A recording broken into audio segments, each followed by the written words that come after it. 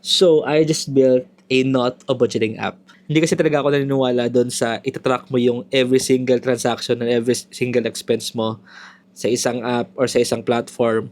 Tapos, kailangan mo na siyang gawin for the rest of your life para lang masabing okay yung finances mo. I really don't believe in that. That's why I built Savio. Pero super quick story muna, bakit hindi gumagana sa akin yung ganun? And bakit ayaw ko ng ganun? And don't get me wrong, hindi dahil hindi ako nagbabudget. Lagi ako nagbabudget. I'm super good with my finances. Pero ang ginagawa ko kasi, allocation.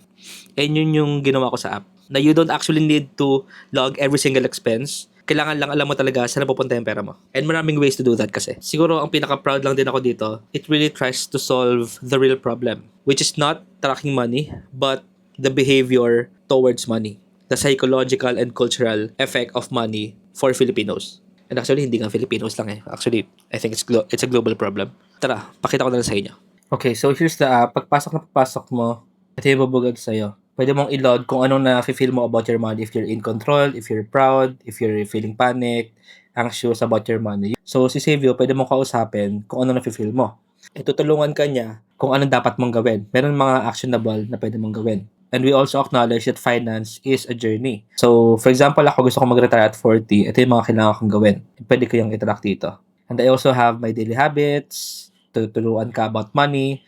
We have learning paths na pwede mong pag-aralan. At may mga product recommendations din kami na pwede mong gamitin. Like mga travel hacks, cashback, investments, promos, and whatnot. And ito rin yung pinaka-kinaibahan sa mga budgeting apps. You don't need to log every single transaction. You just have to have buckets. So, very simple lang yung pag-setup sa kanya. Lagay mo yung sahod mo.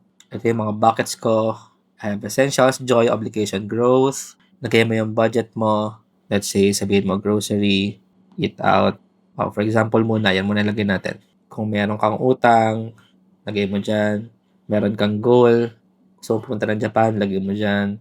Kung may e-wallet ka, lagay mo dyan. So, ganyan lang siya. And weekly, or daily, ikaw bahala, pwede kang mag-receive income or mag-check-in. Yung check-in, i-update mo lang magkano mga nag-gastos mo. Mabilisan lang. Pwede mo siyang gawin monthly, weekly, ikaw bahala. Tapos i-adjust mo lang yung laman ng mga accounts mo. Tapos submit mo lang. And you can also track your net worth, pero hindi na siya priority. So, ganyan lang siya kadali. Ang pinaka-priority natin is malaman mo kung anong standing mo with your relationship with money. And that's what we're trying to do. For example, ready ka nang magkaroon ng investments, pwede mo rin siyang tanongin. And ibe-base niya yan lahat kung paano mo sinetap yung app. And this AI is very powerful because it's multi-agent.